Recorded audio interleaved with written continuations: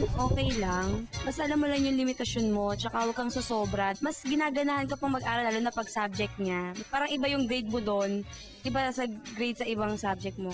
Well, dapat hindi kayo magkakasya professor kasi baka papaasa lang kayo eh. May asawa na siya o girlfriend na siya. Tsaka hindi naman katiwa-tiwala yung mga professor eh.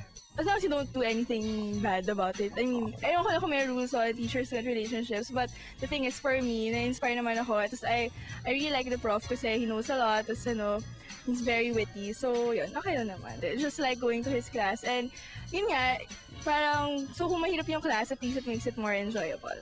Yes, oo. Siyempre, yun yung nafe-feel mo, tapos di mo naman kailangan i-control yun kasi crush lang naman, not unless kung makipag-relationship ka. Siguro doon yun, mali na yun. Nagiging mali na siya kapag lumalagpas na sa limitation. Siyempre, dapat alam natin kung ano yung teacher-student relationship. Siguro lampas na siya sa limitation kapag yung tipong hinaharas mo na yung prof mo. Kasi sobrang kung lumapit ka na, iba na yung yun. Natural naman ang attraction, di ba? Parang basta alam mo lang kung ano yung limitations mo. Kasi syempre, you have to maintain yung student-teacher na environment talaga sa school. Kailangan mo i-control yung sarili mo. Ang main reason naman for going to school is academics yung whole priority. So, you shouldn't let that get in the way. Sobra na yung paglapit sa teacher, tapos nakaka-affect na rin sa grade, di ba? I mean, hindi mo maiwasan si isang, especially if guy siya, hindi mo siyang maiwasan matempt. Oo, kasi tao rin naman eh, di ba?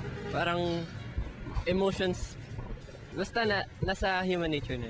Parang ang pangit tignan kasi supposedly mas magkaiba kayo ng level na parang yung teacher nga authority tapos estudyante ka. Tapos kung yung crush mo siguro hintay ka na lang na mag-graduate ka tapos saka ka na lang kung may bala ka talaga i-pursue. Kendo! Ano sabihin nyo?